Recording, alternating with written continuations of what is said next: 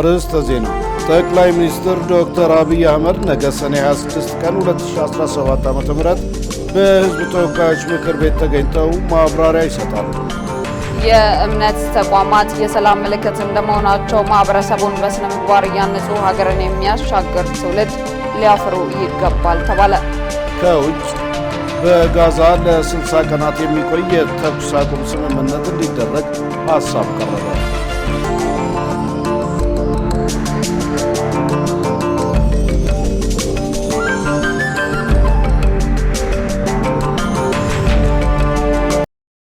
ጤና ይስጥልኝ ክቡራን ተመልካቾቻችን፣ ከኢሳት ነጻ የህዝብ ሚዲያ የሰዓቱ ዜናዎቻችን ተጀምረዋል።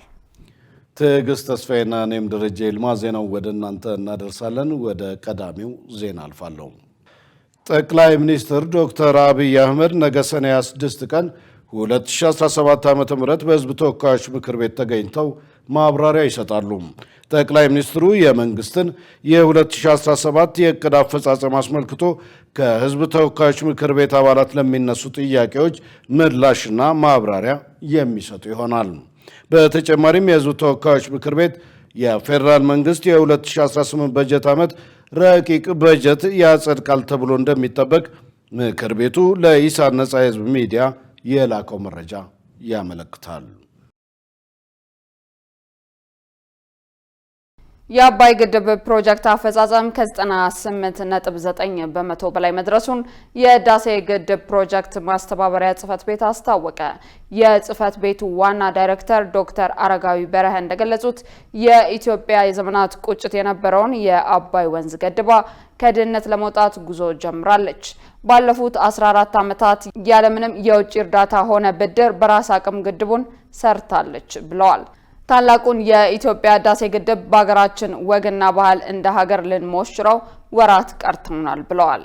መላው ኢትዮጵያዊ በሞራል በገንዘብና በጉልበት በእውቀትና በዲፕሎማሲ ረገድ መሳተፉ በመግለጽ ርብርብ በታሪኩ ማህደር ተመዝግቦ ለትውልድ የሚዘከር ሕያው ድል መሆኑን አመልክተዋል። ለታላቁ ህዳሴ ግድብ እስካሁን ከ23 ቢሊዮን ብር በላይ ገቢ ተሰብስቦ ለግድቡ መዋሉን ገልጸዋል። ዳይሬክተሩ የአንችልም መንፈስ በመስበር ከተባበርን ያቀድነውን ማንሳካት እንደምንችል ያረጋገጠ የዘመናችን አድዋ ነው ብለውታል።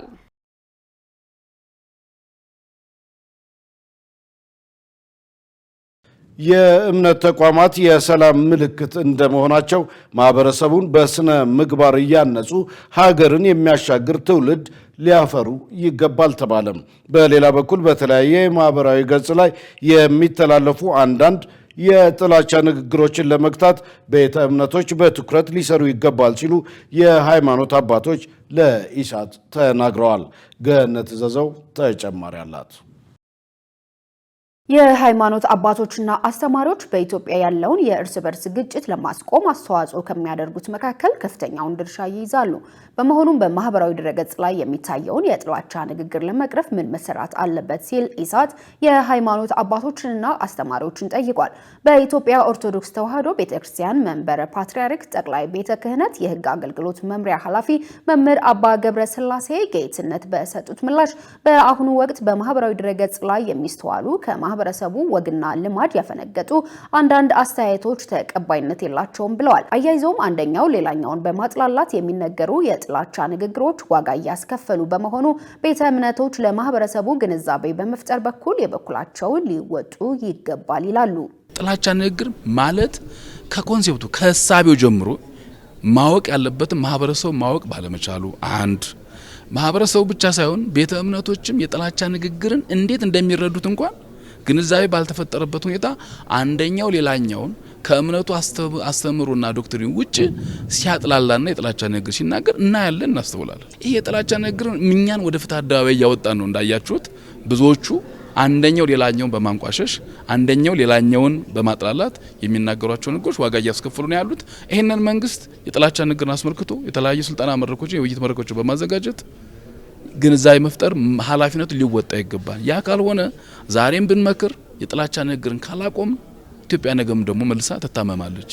ስለዚህ ከህመም ለመውጣት አንደኛ ህጎቻችን የንቃተ ህግን ትምህርት በመስጠት ግንዛቤ መፍጠር፣ ሁለተኛ ደግሞ የወጡ ህጎችን ደግሞ ቤተ እምነቶችም ለእምነቱ ተከታዮች ተደራሽ በማድረግ ኢትዮጵያ እንድናሻገር ግዴታ አለብን ላለው። ሌላኛው የኢትዮጵያ እስልምና ጉዳዮች ጠቅላይ ምክር ቤት ፕሬዝዳንት ጽህፈት ቤት ኃላፊ ኡስታዝ አቡበከር አህመድ ኢትዮጵያውያን እርስ በርስ ከመዋደድ ባለፈ የውጭ እንግዳ ተቀባይና ለሌሎች ተስፋ የሆነች ሀገር ባለቤት ናቸው የሚለውን መርህ በመከተል የሀገርን ሰላም ለመጠበቅ ከእምነት ተቋማት ባሻገር የሁሉም ዜጋ ኃላፊነት ሊሆን ይገባል ይላሉ። የእምነት ተቋማት የሰላም ምልክት እንደመሆናቸው ማህበረሰቡን በስነ ምግባር በማነጽ ሀገርን የሚያሻግር ትውልድ ሊያፈሩ እንደሚገባም ኡስታዝ አቡበከር እንዲህ ያስረዳሉ። ሁሉም ወደ እምነቱ ሊመለስ ይገባል። ከእምነቱ አስተምሮት ባለፈና በወጣ መልኩ ነው እየሄድን ያለነውና ይሄንን የማስተካከል ኃላፊነት የኛ ድርሻ የኛ ግዴታ መሆኑን አምነን እዛ ላይ መስራት ካልቻለን አገር በዚህ ባለው መልኩ እንድትቀጥል ከፈቀድንላት እኛ የምንመካበት እምነት እኛ ዛሬ በነጻነት የምናመልክበት አምልኮት ቤተ እምነቶቻችን ነገ ጧት መቼ ምድል ላናገኝባቸው እንችላለን። ሰላሙ ሲኖር ነው። ሁሉም አንዱን ገፍቶ አይሆንም። ብቻ ሀገር በጋራ እንድንኖርባት የተወሰነ ሀገር ናት። እኔና አንቺ መርጠን እዚች ሀገር ላይ አልተወለድንም። እኔ አንቺን አንቺ እኔን እውቅና ሰጥተን ተከባብረን በሀሳባችን የጋራ ማንነትን ፈጥረን ልንኖርበት የምንችልበት ሀገር ነው። ሁላችንም አንድ አይነት አይደለም። እምነቶቻችን የተለያዩት አንድ አይነት ስላልሆነ ነው። በልዩነታችን ግን መከባበር እንችላለን። አብረን ሀገራዊ በሆኑና አብረን ልንሰራቸው የምንችላቸው ጉዳዮች ላይ ደግሞ ተባብረን ተሳስበንና እንደ ሀገርን ከማሻገር አንጻር እንደ ማህበረሰብ ብቻ ሀገር የተሻለ ለሌላው ተስፋ መሆን የምትችልበትን ለትውልዱ የምትጠቅም የምትሆንበትን ሀገር የመስራት ኃላፊነት ስላለብን እዛ ላይ መቆም የሁላችን ድርሻ መውጣት ግዴታችን ነው ብዬ አምናለሁ። ችግሮችን በመነጋገርና በመደማመጥ ሀገርን ልናቆም ይገባል ሲሉም የሃይማኖት አባቶችና አስተማሪዎች በአጽንኦት ተናግረዋል። በኢትዮጵያ ለህብረተሰቡ ጤና አደጋ የሆኑ ተላላፊ በሽታዎችን ለመከላከል ከዓለም አቀፍ ተቋማት ጋር በትብብር እየተሰራ መሆኑ ተገለጸ። ይህ የተገለጸው የጤና ሚኒስቴር ከምርምር ተቋማት ጋር በመሆን አራተኛውን የኢትዮጵያ ላቦራቶሪ ስልጠና ፕሮግራም ሳይንሳዊ ኮንፈረንስ ባካሄደበት ወቅት ነው። ሰላማዊት ሙሉጌታ የጤና ሚኒስቴር ከምርምር ተቋማት ጋር በመሆን አራተኛውን የኢትዮጵያ ላቦራቶሪ ስልጠና ፕሮግራም ሳይንሳዊ መርሃ ግብር አካሂዷል። በመርሃ ግብሩ ላይ እንደተገለጸው ፕሮግራሙ ተላላፊና ተላላፊ ያልሆኑ በሽታዎች በስፋት የሚታዩበት ሁኔታ በመኖሩ ችግሩን በሀገር ደረጃ ለመለየትና ለቀጣይ ጊዜያት በትኩረት ለመስራት አቅጣጫ የሚሰጥበት መሆኑን ተመልክቷል። በጤና ሚኒስቴር የጤና ዘርፍ የሰው ሀብት ልማት ማሻሻያ መሪ ስራ አስፈጻሚ አሰገድ ሳሙኤል ተላላፊና ተላላፊ ባልሆኑ በሽታዎች ዙሪያ ያሉ ችግሮች ተለይተው ለባለሙያዎች የላቦራቶሪ ስልጠና ይሰጣል። ባለሙያዎቹም በቀጥታ ህብረተሰቡ ጋር በመድረስ የአደጋ ምላሽ የሚሰጡበት ሁኔታ ይፈጠራል ብለዋል። እንግዲህ ይሄኛው ትራክ 3 ትራክ አለው። አጠቃላይ ፊልድ ኢፒዲሚዮሎጂ ስልጠና የምንለው አንደኛ ፍሮንት ላይን የምንለው አለ። ይሄ በ3 ወር ሰልጥነው የሚወጡት ናቸው። ሁለተኛ ኢንተርሚዲየት በ9 ወር የሚሰለጥኑ አሉ። ሶስተኛው አድቫንስድ በማስተርስ ፕሮግራም የሚሰለጥኑ አሉ። ስለዚህ በዋናነት እነዚህ ባለሙያዎች ስራቸው ቀጥታ ከህብረተሰቡ ጋር የተገናኘ ስራ ነው የሚሰሩት። ያ ማለት ለምሳሌ ወረርሽኝ የሆነ ቦታ ሲከሰት ያንን የበሽታ ቅኝት ማድረግ ማጥናት፣ ምንድነው ጉዳዩ፣ እንዴት ነው ያ ጉዳይ መሻሻል የሚችለው የሚለውን የሚያጠኑ ሰዎች ናቸው።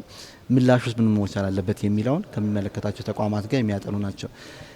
እንደ ጤና ሚኒስቴር እንግዲህ በዋናነት በልዩ ሁኔታ የምንሰራው በተለይ ባለሙያዎች በስራ ገበታቸው የበለጠ በትጋት እንዲሰሩ ለማድረግ ሞቲቬት እንዲሆኑ ኮምፒተንት እንዲሆኑ ከትምህርት ሚኒስቴር ከሌሎች አካላት ጋር በጋራ እየተሰራ ነው። ስለዚህ እነዚህ ስራዎች በተለይ አሁንም እየመጣ ካለው ወደፊትም ከሚመጣው እንግዲህ ፐብሊክ ሄልዝ ኢመርጀንሲ ዳይናሚክ የሚባለው በጣም የሚለዋወጥ አሁን ተወስነን በአንድ ቦታ የምንቆይበት ብቻ ሳይሆን በጣም ግሎባል ያለው ነገር በየጊዜው የተቀያየረ ስለሆነ የባለሙያዎችን አቅም ኮንቲኒዩስሊ ማሳደግ ያስፈልጋል። በኢትዮጵያ ለህብረተሰቡ ጤና አደጋ የሆኑ ተላላፊ በሽታዎችን ለመከላከል ከዓለም አቀፍ ተቋማት ጋር በትኩረት እየተሰራ መሆኑን የገለጹት አሰገድ ሳሙኤል ከዚህ ቀደም በተሰሩ ስራዎች ተጽዕኖ ከመፍጠር አኳያ አመርቂ ውጤት መገኘቱን ጠቁመዋል። ዋናነት በተለይ እንደ ሀገር የበሽታ ቅኝት በተለይ አሁን ያለበት ሁኔታ ስናየው በተለይ በእነዚህ ባለሙያዎች ጥናቶች ከተደረጉ በኋላ በጣም በርካታ መሻሻሎች አሉ። ያ ብቻ ሳይሆን በተለይ በሽታዎች እንደዚህ ወረርሽኝ የምንላቸው ከተከሰቱ በኋላ ትልቁ ስራ ያን ነገር ማጥናት ማወቅ ምንድነው የሚለውን ከዛ ምላሹ ነው። ስለዚህ ሳይታወቅ የምላሹን ስኮፕ መወሰን ከባድ ነው የሚሆነውና እነዚህ ባለሙያዎች በተለያየ ጊዜ የሚያጠኗቸው ጥናቶች እንደ ሀገር የህብረተሰብ ጤና አደጋ ምን ላይ ነው ያለነው፣ ምን አይነት ምላሽ መስጠት አለብን ለሚለው በጣም ቀጥታ ከስራ ጋር ግንኙነት ያለው ጥናትም ስለሚጠና በተለይ ጤናው ዘርፍ እያደረገ ላለው የድንገተኛ አደጋዎች ቁጥጥር ምላሽ ላይ በጣም ጉልህ አስተዋጽኦ አለው ብለን እናምናለን። ያንንም በደንብ ማረጋገጥ ችለናል። የኢትዮጵያ ሕብረተሰብ ጤና ኢንስቲትዩት ዋና ዳይሬክተር ዶክተር መሳይ ኃይሉ በበኩላቸው በኢትዮጵያ ተላላፊና ተላላፊ ያልሆኑ በሽታዎች እየጨመሩ ያሉበት ሁኔታ በመኖሩ የአደጋ ምላሽ አሰጣጡን የዘመነና የተቀላጠፈ ለማድረግ የላቦራቶሪ ስልጠና ፕሮግራሙ መሰረታዊ ጉዳይ መሆኑን አብራርተዋል። ለተላላፊ በሽታዎች የመተላለፍ እድላቸው ከፍ እያለ የጨመረ የሚሄድበት ሁኔታ አለ። የተለያዩ ምክንያቶች አሉ። ለዚህ አንደኛው የህዝብ እንቅስቃሴ ለማህበራዊ ኢኮኖሚያዊ ጉዳዮች የትራንስፖርት የተለያዩ አየርም ይሁን የየብስ ትራንስፖርቶች ስላሉ ሀገራችን እንደምታወቀው ደግሞ ድንበር አካባቢም ከተለያዩ ጎረቤት ሀገራት ጋር እንዋሰናለን። ድንበራችንም አካባቢ ብዙ የማህበራዊና ኢኮኖሚያዊ እንቅስቃሴዎች ስላሉ እነዚህ ድንበር ተሻጋሪ ተላላፊ በሽታዎችን ከመለየት ምላሽ ከመስጠት ዓለም አቀፍ ጤና ደንብ መሰረት የምንሰራቸው በርካታ ተግባራት አሉ። በእነዚህ ትጥቆች ወይም በእነዚህ እውቀት በደንብ የዳበሩና እውቀት ያላቸው ባለሙያዎች ስለሆኑ ይህንን የድንበሩም የሚሰሩ ናቸው። በተለይ ከኢትዮጵያ ሕብረተሰብ ጤና ኢንስቲትዩት ጋር ከፍተኛ ቁርኝት ያላቸውና በተለይ የምንሰራውን የሕብረተሰብ ጤና አደጋዎች አጠቃላይ የቅድመ ዝግጅት፣ የቅኝት፣ የምላሽ የድንበር ጤና አገልግሎቶችን በጣም የሚደግፉና እየሰሩም ውጤት ያመጡ መሆናቸውን በዚህ አጋጣሚ ያው ማንሳት ይቻላል። የስልጠና ፕሮግራሙን በሀገር ደረጃ ከ800 በላይ ባለሙያዎች መውሰዳቸው የተገለጸ ሲሆን የባለሙያዎቹን ቁጥር ለማብዛት ከባለድርሻ አካላት ጋር በትኩረት እየተሰራ መሆኑ ተመልክቷል። ክቡራን ተመልካቾቻችን ከኢሳት ነጻ የህዝብ ሚዲያ ዜናዎቻችን ቀጥሏል። በቀጣይነት ደግሞ የቢዝነስ መረጃዎችን ወደ እናንተ እናደርሳለን። የቢዝነስ መረጃዎችን ወደ እናንተ ልታደርስ ባልደረባችን መሰረት ባዩ እየጠበቀችን ነው። ወደ መረጃዎቹ እናመራለን።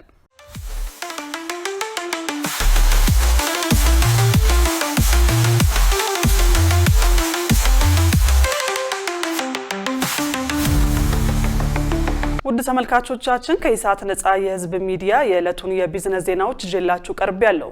ከዜናዎቹ ጋር መሰረት ባዩ ነኝ። አብራችሁን ቆዩ። የ21ኛው ክፍለ ዘመን የዓለም የፋይናንስ መዋቅር ለሁሉም የሚሰራ መሆን አለበት ሲሉ የአፍሪካ ህብረት ኮሚሽን ሊቀመንበር መሐመድ አሊ የሱፍ ገለጹ። አራተኛው ዓለም አቀፍ የዘላቂ ልማት ፋይናንስ ኮንፈረንስ በስፔን ሲቪያ ከተማ እየተካሄደ ይገኛል። የግሉን ዘርፍ የንግድና ፋይናንስ አቅሞች መጠቀም በሚል መሪ ሀሳብ የተዘጋጀ ውይይት ከኮንፈረንሱ ጎን ለጎን ተካሂዷል።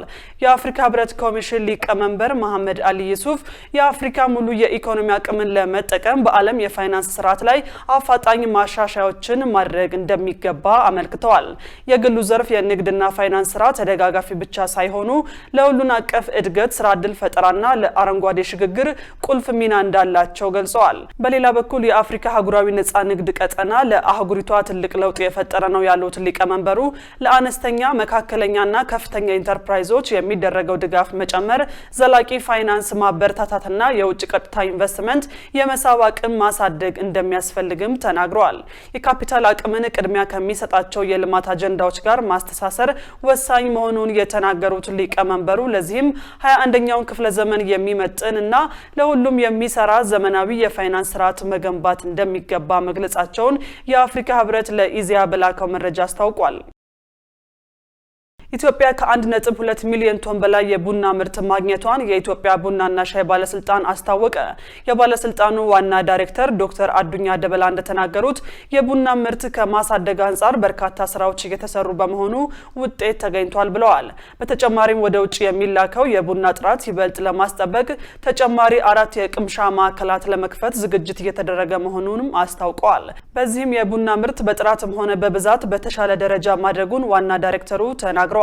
የተገኘውን ስኬት ይበልጥ አጠናክሮ ለማስቀጠል ህገወጥ የቡና ንግድና ዝውውር መግታት ላይ በትኩረት መስራት ይገባል ማለታቸውን የኢትዮጵያ ሬዲዮ ዘግቧል። ባለፉት 11 ወራት 409 ሺህ ቶን ቡና ለውጭ ገበያ መቅረቡ የሚታወስ ነው። አምራቾች በዓለም አቀፍ ደረጃ ተወዳዳሪ የሆነ ጥራት ያለው ምርት ማቅረብ እንዲችሉ ድጋፍ እየተደረገ ነው ተባለ።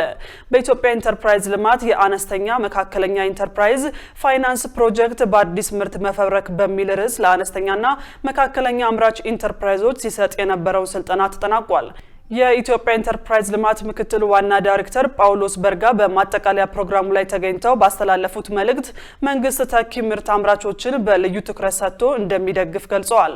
በተለይ የእንጨት፣ የብረታ ብረት፣ ማሽነሪ አምራች ኢንተርፕራይዞች በከፍተኛ የውጭ ምንዛሬ የሚገዙ ምርቶችን በመተካት ረገድ የጎላ ሚና እንዳላቸው አመላክተዋል። በዚህ አመራረት ሂደታቸው ፈጠራ የታከለበት የምርት ስብጥር እንዲያሰፉ የሚረዳ ተከታታይ ተግባር ተኮር ስልጠናዎች በማዘጋጀት በዓለም አቀፍ ደረጃ ተወዳዳሪ የሆነ ጥራት ያለው ምርት ማቅረብ እንዲችሉ አስፈላጊው ድጋፍ እንደሚሰጥም ጠቅሰዋል። በተለይ መንግስት የአፍሪካ ነጻ ንግድ ቀጠና እንዲሁም የዓለም የንግድ ድርጅት አባል በመሆን የገበያ አማራጮችን ለማስፋት እየሰራ እንደሚገኝ ገልጸዋል። ከማዘጋጃ ቤታዊ አገልግሎት ከ76 ቢሊዮን ብር በላይ ተሰበሰበ። የከተማና መሰረተ ልማት ሚኒስቴር በበጀት ዓመቱ ከማዘጋጃ ቤታዊ አገልግሎት ከ76 ቢሊዮን ብር በላይ ሰብስቤያለሁ አለ። የሚኒስቴሩ የ2017 በጀት ዓመት አፈጻጸምን እንዲሁም የ2018 በጀት ዓመት እቅድን የሚገመግም መድረክ ተካሂዷል። የከተማና መሰረተ ልማት ሚኒስትር ወይዘሮ ጫልቱ ሳኒ በመድረኩ ባቀረቡት ሪፖርት ሚኒስቴሩ በብዙ ስብስብ ችግሮች ውስጥ ዘርፉን በተሻለ ደረጃ ለመምራት የሚያስችሉ በርካታ ስራዎችን በማከናወን ተጨባጭ ውጤት ማምጣቱን አንስተዋል። የኮንስትራክሽን ኢንዱስትሪው የአሰራርና አደረጃጀት ስርዓት ባለፉት ዓመታት መሻሻል ማሳየቱና ትላልቅ የመሰረተ ልማት ፕሮጀክቶችን ለመፈጸም የሚያስችል ልምድ በሰፊው እየዳበረ መምጣቱን ተናግረዋል። በበጀት ዓመቱ 175087 ኪሎ ሜትር የመንገድ መሰረተ ልማት አውታር ሽፋን ማድረስ መቻሉን እንዲሁም የማዘጋጃ ቤታዊ አገልግሎት ደረጃን በ220 ከተሞች መተግበር መቻሉን ገልጸዋል። የከተማ አስተዳደር አገልግሎት አሰጣጥን በማሻሻል የከተሞች የፕላን ዝግጅት ቁጥር ወደ 88.7 ከፍ እንዲል ማድረግ መቻሉንም አስገንዝበዋል። ከማዘጋጃ ቤታዊ አገልግሎት በ2017 ዓመተ ምህረት 76.3 ቢሊዮን ብር መሰብሰብ መቻሉን አንስተው በዚህም የከተሞች መሰረተ ልማት ወጫቸውን 51.1 በመቶ መሸፈን ችለዋል ብለዋል። በተጨማሪም 499075 የመሬት ይዞታ በካዳስተር ስርዓት መመዝገቡን ጠቅሰዋል። ውድ ተመልካቾቻችን አሁን ደግሞ በእለቱ በተመረጡ ባንኮች ያለውን የውጭ ምንዛሬ ዋጋና የብሔራዊ ባንክ የወርቅ ግብይት መረጃ ተከታትለን እንመለስ።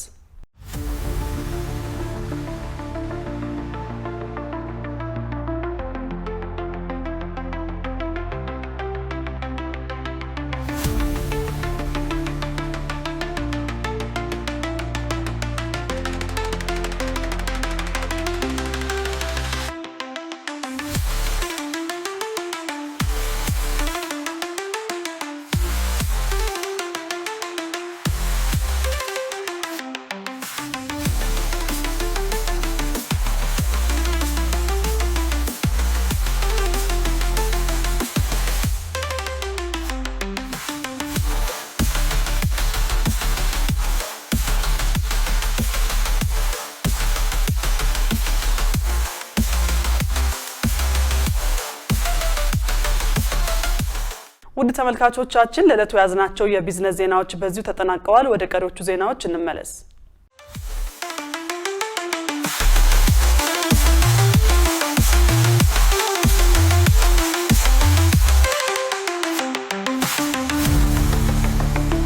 ውድ ተመልካቾች ከኢሳት ነጻ የህዝብ ሚዲያ ወደ እናንተ የሚደርሱ የሰዓቱ ዜናዎች እንደቀጠሉ ናቸው።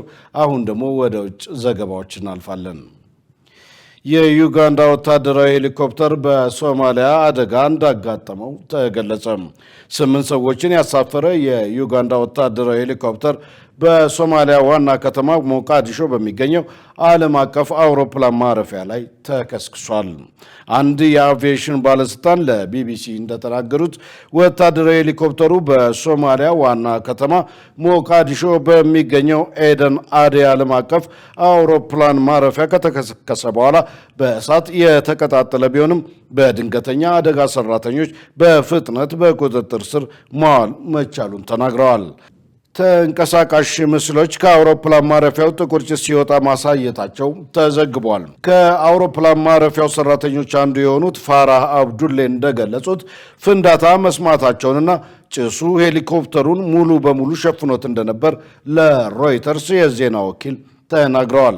የሶማሊያ ሲቪል አቪዬሽን ባለስልጣን ዋና ኃላፊ አህመድ ማሊም ሄሊኮፕተሩ በታችኛው ሸበሌ ክልል ከሚገኘው ባሊ ዶግሌ የአየር ኃይል ጣቢያ ከተነሳ በኋላ በአውሮፕላን ማረፊያው ሲደርስ አደጋ እንደደረሰበት አስታውቀዋል። የአደጋው መንስኤ እየተጣራ ነው ተብሏል። በጋዛ ለ60 ቀናት የሚቆይ የተኩስ አቁም ስምምነት እንዲደረግ ሀሳብ ቀረበ። ሐማስ የቀረበውን ስምምነት እንዲቀበል ዶናልድ ትራምፕ አሳስበዋል። ሸሪፍ ኢማም ተጨማሪ አለው። በጋዛ በየዕለቱ እየሆነ ያለው ድርጊት በዓለም መሪዎች ላይ ጫና እያሳደረ ነው። ጦርነቱን በማስቆም ወደ ስምምነት የሚመጡበትን ሁኔታ እንዲያመቻቹ ፕሬዚደንት ዶናልድ ትራምፕ የተኩስ አቁም ስምምነት እንዲደረግ የሚያደርጉት ጥረት ከጫፍ የሚደርስ ይመስላል። ምናልባትም በቀጣይ ሳምንት ኔታንያሁ በነጩ ቤተ መንግስት በሚኖራቸው ጉብኝት ሊወሰን ይችላል እየተባለ ነው። የኔታንያሁ ደጋፊና የእስራኤል ስትራቴጂክ ጉዳዮች ሚኒስተር ሮን ደርመር በዚህ ሳምንት ወደ ዋሽንግተን አቅንተው ከከፍተኛ ባለስልጣናት ጋር እየመከሩ ነው። በጋዛ የተኩስ አቁም ስምምነትና ኢራንን በተመለከተ የሐማስ ከፍተኛ ባለስልጣን ሳሚ አቡ ዛህሪ እንዳሉት ትራምፕ በእስራኤል ላይ በሚያሳድሩት ጫና የተኩስ አቁም ስምምነት እንዲደረስ ትልቅ አቅም ነው ብለዋል። አክለውም የአሜሪካ አስተዳደር በጋዛ ላይ ለፈጸመው ጥፋት ጦርነቱ እንዲቆም በማድረግ ስህተቱን ሊያርም ይገባል ሲሉም ጥሪ አቅርበዋል። የአልጀዚራው ዘጋቢ ሐምዳ ሳልሁት ከአማን እንደዘገበው የተኩስ አቁሙን በተመለከተ በእስራኤል በኩል ጥንቃቄ የተሞላበት ተስፋ ነው ያለው ብሏል። ነገር ግን ብዙ የሚያሳስቡ ጉዳዮች አሉ ብሏል ሳልሁት። በተለይ የታጋቾች ቤተሰቦች ስምምነት እንዲደረስ ይፈልጋሉ። ኔታንያሁ ግን ጦርነቱ እንዲያበቃ መፈለጋቸውን የሚጠቁም አንዳች ነገር የለም ብሏል። በሐማስ በኩል ግን እስራኤል ሙሉ ለሙሉ ከጋዛ ጠቅልላ እንድትወጣና ዘላቂ የተኩስ አቁም እንዲደረግ ይፈልጋል። ከዚህ ውጭ ያለ ስምምነትን እንደማይቀበልም ይናገራል። ይህ በእንዲህ እንዳለ ቁልፍ ከሆኑ አደራዳሪዎች መካከል ኳታር ወቅታዊ የሆነ የስምምነት ሀሳብ ለሐማስና ለእስራኤል ልካለች። እንደ ኦክሶስ ዘገባ የስምምነት ሀሳቡ 60 ቀናት የተኩስ አቁም እንዲደረግና 10 ታጋቾች እንዲለቀቁ የሚጠይቅ ሆኖ በቀጣይ ለሚኖረው ድርድር እንደ መነሻ ሆኖ የሚያገለግልና ጦርነቱን በዘላቂነት የሚያስቆምና ለጋዛ አዲስ አስተዳደር የሚፈቅድ ነው ተብሏል። የአሜሪካው ፕሬዚደንት ዶናልድ ትራምፕ እንዳሉት ኳታርና ግብፅ የመጨረሻ የተባለውን የስምምነት ሀሳብ ለሐማስ ያስረክባሉ ብለዋል። አክለውም ሐማስ ስምምነቱ እንዲቀበል ጠይቀው ይህንን የማይቀበል ከሆነ ግን ውጤቱ ጥሩ አይሆንም ብለዋል። የአሜሪካው ፕሬዚደንት በቱሉዝ የማህበራዊ ሚዲያ ገጻቸው እንዳጋሩት እስራኤል መሰረታዊ ለሆኑና የመጨረሻ የስምምነት ሀሳቦች ለ60 ቀናት የተኩስ አቁም እንዲደረግ ተስማምታለች። በዚህ ወቅት ከሁሉም ወገኖች ጋር እንነጋገራለን ጦርነቱን ለማስቆም የሚል የመጨረሻ የስምምነት ሀሳብ የኳታርና የግብፅ ተወካዮች ለሐማስ ያደርሳሉ። ይሁን እንጂ ከእስራኤልም ሆነ ከሐማስ ወዲያውኑ የተሰጠ ምላሽ እንደሌለ ትራምፕ ባጋሩ ጽሑፍ ላይ ተገልጿል። እስራኤል በምን ጉዳዮች ላይ ለመስማማት እንደፈቀደች የተገለጸ ነገር የለም። ቀደም ባለው ጊዜ የትራምፕ እምነት የነበረው እስራኤል ጦርነቱ እንዲያበቃ ፈቃደኛ ነች። የተኩስ አቁም ስምምነቱን ጨምሮ የእሳቸው በዓለ ሲመት በጃንዋሪ ከመከበሩ በፊት ይህ ብዙ ጊዜ አልቆየም። ወዲያውኑ ነበር ስምምነቱ የፈረሰው። አንዱ አንዱን እየወነጀለ በተለይም በእስረኛ ልውውጥ ላይ ኳታርና ግብፅ ሰላም እንዲመጣ አጥብቀው የሚጥሩ ይህንን የመጨረሻ የሆነ የስምምነት ሀሳብ ያደርሳሉ። ትራምፕ በጽሑፋቸው ከመካከለኛው ምስራቅ መልካም እንዲሆን ሐማስ ይህንን ስምምነት ይቀበላል፣ ምክንያቱም ከዚህ የተሻለ አያገኝምና ሊያገኝ የሚችለው የባሰ ነው ብለዋል። ትራምፕ ቀደም ብለው ለሪፖርተሮች እንደነገሩት ለታጋቾች ሲባል የሚደረሰው የተኩስ አቁም ስምምነት በቀጣዩ ሳምንት በእስራኤልና በሐማስ ጦረኞች መካከል በጋዛ ይደረሳል ብለዋል። ከእስራኤሉ ጠቅላይ ሚኒስትር ቤንያሚን ኔታንያሁ ጋር ሰኞ ዕለት በዋይት ሃውስ እንደሚገናኙም ገልጸዋል። ትራምፕ በፍሎሪዳ ግዛት በነበራቸው ጉብኝት ለሪፖርተሮች እንደነገሩት በጣም እርግጠኛ ነኝ ኔታንያሁ የጋዛ የተኩስ አቁም ስምምነት በቶሎ እንዲደረስ ይፈልጋል ብለዋል። ይህ እንደሚሆን ደግሞ ተስፋ እናደርጋለን። በቀጣይ ሳምንት ይሆናል። ታጋቾቹ እንዲለቀቁ እንፈልጋለን ብለዋል ለሪፖርተሮች። ሐማስ እንዳለው ጦርነቱ እንዲያበቃ በጋዛ ያሉትን ቀሪ ታጋቾች በምንም ስምምነት ለመልቀቅ ዝግጁ ነው። እስራኤል በበኩሏ ጦርነቱ ሊያበቃ የሚችለው ሐማስ ትጥቁን ሲፈታና ሲበተን ብቻ ነው ብላለች። ሁለቱም ወገኖች ቀደም ሲል ከያዙት አቋም ጥቂት ፈቀቅ በማለት ለስምምነት ዝግጁ እንደሆኑ ማየት ተችሏል። ዜናውን ስናጠናቀር አልጀዚራ እና ዘጋርዲያንን በመረጃ ምንጭነት ተጠቅመናል። ውድ ተመልካቾች ከኢሳት ነጻ የህዝብ ሚዲያ የሰዓቱ ዜና እንደቀጠለ ነው። አሁን ደግሞ የስፖርት ዜናዎችን የምናቀርብበት የአየር ጊዜ ላይ ደርሰናል። ሙሉ ቀን ሰለሞን ይጠብቀናል። ወደዛው እንለፍ። ለጤንነት፣ ለምርት፣ ለወዳጅነት ሰላም ጤና ይስጥልን ተመልካቾቻችን። ከኢሳት ነጻ የህዝብ ሚዲያ ለዕለቱ ያዘጋጀናቸውን ስፖርታዊ መረጃዎች ይዘን ቀርበናል። ከመረጃዎቹ ጋር ሙሉቀን ሰለሞን ነኝ። የኢትዮጵያ ዋንጫ ለወላይታ ድቻ ተመላሽ እንዲደረግ የኢትዮጵያ እግር ኳስ ፌዴሬሽን ስራ አስፈጻሚ ኮሚቴ ወሰነ። ኮሚቴው በተጨማሪም የ2018 የኢትዮጵያ ፕሪሚየር ሊግ በ20 ክለቦች መካከል እንዲካሄድ ወስኗል። ዮሐንስ ተስፋ ዝርዝሩን ያቀርበዋል። የኢትዮጵያ እግር ኳስ ፌዴሬሽን የስራ አስፈጻሚ ኮሚቴ ትላንት ሰኔ 24 ቀን 2017 ዓ.ም ባደረገው ስብሰባ የተለያዩ ውሳኔዎችን ማሳለፉን አስታውቋል። ኮሚቴው 10 አበይት ውሳኔዎችን ማሳለፉን በዝርዝር ያሳወቀ ሲሆን ካስተላለፋቸው ውሳኔዎች አንዱ የ2017 ዓ.ም የኢትዮጵያ ዋንጫ አሸናፊ የነበረው የሲዳማ ቡና ስፖርት ክለብ በፎርፌ ተሸናፊ ሆኖ ዋንጫው ለወላይታ ዲቻ ተመላሽ እንዲደረግ የሚለው ይገኝበታል። ውሳኔው የተላለፈበት ምክንያት የሲዳማ ቡና ስፖርት ክለብ የታገዱ ተጫዋቾችን በማሰለፉ እንደሆነ ታውቋል። በመሆኑም የወላይታ ዲቻ ስፖርት ክለብ ሲዳማ ቡናን በመተካት የአፍሪካ ኮንፌዴሬሽን ዋንጫ የ2025-26 የውድድር ዘመን ተሳታፊ እንዲሆን ተወስኗል ሲል ፌዴሬሽኑ አስታውቋል። ይሁን እንጂ የሲዳማ ቡና ስፖርት ክለብ የፌዴሬሽኑን ውሳኔ በመቃወም መግለጫ ያወጣ ሲሆን ክለቡ ትላንት ባወጣው መግለጫ የሊግ ካምፓኒ ያወጣውን የፋይናንስ ደንብ አላከበራችሁም በሚል በክለቡና በተጫዋቾች ላይ ቅጣት ተጥሎባቸዋል ቢባልም ክለቡ ያነሳው የኢትዮጵያ ዋንጫ በ48 ክለቦች መካከል የተደረገ መሆኑን አስታውሰው ሲዳማ ቡና የታገዱ ተጫዋቾችን አሰልፈው ከሆነ በጥሎ ማለፉ ያሸነፋቸው ክለቦች በሙሉ ፎርፌ አግኝተው ጉዳያቸው እንደገና መታየት አለበት እንደማለትም ይሆናል ሲል የውሳኔውን አግባብነት ተቃውሟል። ስለዚህም እርስ በርስ የሚጣረሱ ሀሳቦችን በማገናኘት ውጤቱን ለመቀማት መሞከር ተገቢና ሕግን የተከተለ ውሳኔ ነው ብለን ስለማናምን ፌዴሬሽኑ ውሳኔውን ከሕግጋቱ ጋር በማገናዘብ እንደገና እንዲያጤነው ቅሬታችንን እናሰማለን ብሏል።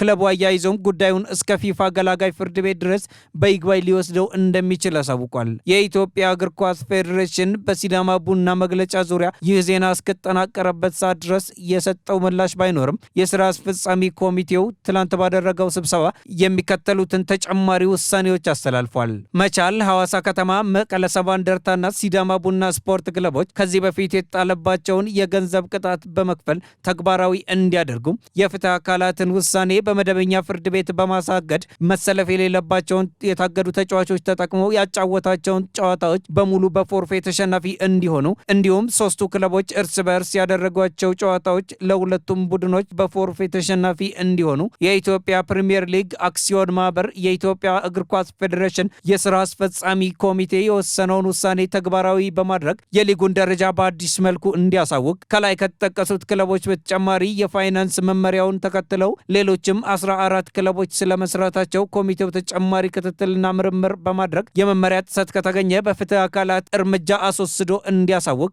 ምርመራው ተካሂዶ በአጭር ጊዜ ውስጥ እስኪጠናቀቅ ድረስ በፕሪሚየር ሊግ ክለቦች መካከል የሚከናወን የተጫዋቾች ዝውውር እንቅስቃሴ ታግዶ እንዲቆይ በአዲሱ የደረጃ ሰንጠረዥ መሰረት በ2017 ዓ.ም የውድድር ዘመን ከሊጉ የወረዱ ክለባት ባለበት እንዲቆዩና የ2018 የውድድር ዘመን የኢትዮጵያ ፕሪሚየር ሊግ በ2017 ተሳታፊ የነበሩ 18 ክለቦችና ከከፍተኛ ሊግ ያደጉ ሁለት ቡድኖችን በማካተት በ20 ክለቦች መካከል እንዲካሄድና በ2018 የሊግ ውድድር 4 ክለቦች ወደ ከፍተኛ ሊግ እንዲወርዱ፣ ሁለት ክለቦች ከከፍተኛ ሊግ እንዲያድጉ እንዲደረግ ተወስኗል ሲል አስታውቋል። በተያያዘ የኢትዮጵያ እግር ኳስ ፌዴሬሽን ስራ አስፈጻሚ ኮሚቴ ትላንት ሰኔ 4 2017 ባደረገው ስብሰባ የውጭ ሀገር ዜግነት ያላቸው ተጫዋቾችን በተመለከተ አዲስ ውሳኔ ማስተላለፉን አስታውቋል። ፌዴሬሽኑ ክለቦች የውጭ ሀገር ዜግነት ያላቸው ተጫዋቾችን ሲያስፈርሙ ለኢትዮጵያ እግር ኳስ ፌዴሬሽን ክፍያ እንዲከፍሉ በማለት ወስኗል። በዚህም መሰረት አዲስ የውጭ ዜጋ ተጫዋች በሚፈርምበት ወቅት 1500 የአሜሪካን ዶላር እንዲሁም ነባር የውጭ ዜጋ ተጫዋች ውል በሚያድስበት ወቅት 1000 የአሜሪካ ዶላር የመክፈል ግዴታ አለባቸው ብሏል። ያከፋፈል ሁኔታውም ውል በሚፈጸምበት ዕለት ባለ የውጭ ምንዛሬ ተመን ተሰልቶ በኢትዮጵያ ብር ሲሆን ከዚህ የሚገኘው ገቢ የታዳጊዎች እግር ኳስ ልማት ላይ እንዲውል ውሳኔ ተላልፏል ሲል ፌዴሬሽኑ አስታውቋል። የክለቦች ዓለም ዋንጫ የ16ቱ የጥሎ ማለፍ ጨዋታዎች ትላንት ተጠናቀዋል። ትላንት በተደረጉ ጨዋታዎች ሪያል ማድሪድ ጁቬንቱስን 1-0፣ ዶርትሙንድ ሞንትሬን በሴሪው ጉራሲ ግቦች 2-1 በማሸነፍ የክለቦች ዓለም ዋንጫ ሩብ ፍጻሜ የተቀላቀሉ የመጨረሻዎቹ ቡድኖች ሆነዋል። በመሆኑም የሩብ ፍጻሜ ተፋላሚዎች ሙሉ በሙሉ ተለይተው ታውቋል። የሩብ ፍጻሜ ጨዋታዎች የፊታችን አርብና ቅዳሜ የሚደረጉ ሲሆን አርብ ከምሽቱ 4 ሰዓት ፍሉሚንሴ ከአልሂላል፣ ከሌሊቱ 10 ሰዓት ፓልሜራስ ከቼልሲ፣ ቅዳሜ ከምሽቱ 1 ሰዓት ፒኤስጂ ከባየር ሙኒክ እና ከምሽቱ 4 ሰዓት ሪያል ማድሪድ ከዶርትሙንድ ይጫወታሉ። በመጨረሻም ከጁን 16 ጀምሮ በተከፈተው የ2025 የተጫዋቾች የዝውውር መስኮት በርካታ የዝውውር መረጃዎች እየተሰሙ ይገኛሉ። ከእነዚህ መካከል ጥቂቶቹን የተረጋገጡ የዝውውር መረጃዎችን እንመልከት። ኦሊቨር ጂሩ የፈረንሳዩ ክለብ ሊልን መቀላቀሉ ይፋ ተደርጓል። በ57 ጎሎች የፈረንሳይ ብሔራዊ ቡድን የምንጊዜም ከፍተኛ ግብ አስቆጣሪ የሆነው ጂሩ የአሜሪካውን ክለብ ሎስ አንጀለስን በመልቀቅ ሊልን ለአንድ ተጨማሪ ዓመት የመቆየት አማራጭ ባከተተ የአንድ ዓመት ኮንትራት ተቀላቅሏል። በአሜሪካ ጥሩ የሚባል ጊዜ ማሳለፍ ያልቻለው ኦሊቨር ጂሩ ለክለቡ ባደረጋቸው 37 ጨዋታዎች 5 ግቦችን ብቻ ነው ማስቆጠር የቻለው። ኮሎምቢያው የፊት መስመር አጥቂ ጆን ዱራን በጆዜ ሞሪኖ የሚሰለጥነውን የቱርኩን ክለብ ፌነርባቼ በውሰት ለመቀላቀል ከስምምነት ደርሷል። ጆን ዱራን ባለፈው ክረምት ካስቶን ቪላ በ77 ሚሊዮን ዩሮ በ5 ዓመት ኮንትራት አልናስርን መቀላቀሉ ይታወሳል። የ22 ዓመቱ ጆን ዱራን በሳውዲ አረቢያ ሊግ ባደረጋቸው 18 ጨዋታዎች 12 ጎሎችን ማስቆጠር ችሏል። የሰሜን ለንደኑ ክለብ አርሰናል የቼልሲውን ግብ ጠባቂ ኬፓ አሪዛባላጋ ማስፈረማቸውን በይፋ አስታውቀዋል። መድፈኞቹ ኬፓ አሪዛባላጋን የቡድኑ ቁጥር 2 ግብ ጠባቂ አድርገው በ3 ዓመት ኮንትራት ማስፈረማቸው ተገልጿል። አርሰናል የ30 ዓመቱን ኬፓ አሪዛባላጋን በቼልሲ ያለውን ኮንትራት ማፍረሻ 5 ሚሊዮን ፓውንድ በመክፈል አስፈርመዋል። በመጨረሻም የጀርመን ቡንደስሊጋው ክለብ ባየር ሊቨርኩሰን የሊቨርፑል ተከላካይ ስፍራ ተጫዋች ጆራል ካንሳን ማስፈረማቸውን ይፋ አድርገዋል። በአሰልጣኝ ኤሪክ ቴን ሃግ የሚመራው ባየር ሊቨርኩሰን የ22 ዓመቱን ተጫዋች 35 ሚሊዮን ፓውንድ በሚደርስ የዝውውር ሂሳብ ማስፈረሙን ገልጸዋል። ሊቨርፑሎች ከአንድ ዓመት በኋላ ተጫዋቹን 70 ሚሊዮን ዩሮ በሚጠጋ ክፍያ መልሰው መግዛት የሚያስችላቸው አንቀጽም አካተዋል። ተመልካቾቻችን ከኢሳት ነጻ የህዝብ ሚዲያ ለዕለቱ ያዘጋጀናቸው ስፖርታዊ መረጃዎቻችን የተከታተላችኋቸውን ይመስሉ ነበር። ከመረጃዎቹ ጋር ሙሉቀን ሰለሞን አብሬያችሁ ቆየው። መልካም ጊዜ ይሆንላችሁ። ለጤንነት ለምርት ለወዳጅነት ክቡራን ተመልካቾቻችን ከኢሳት ነጻ የህዝብ ሚዲያ ለሰዓቱ ያዝናቸው ዜናዎች በዚሁ ተጠናቀዋል። ትዕግስት ተስፋዬና እኔም ደረጀ ይልማ የሰዓቱን ዜና ወደ እናንተ ስናደርስ ቆይተናል። ከቀሪ የኢሳት ዝግጅቶች ጋር ሰናይ ጊዜ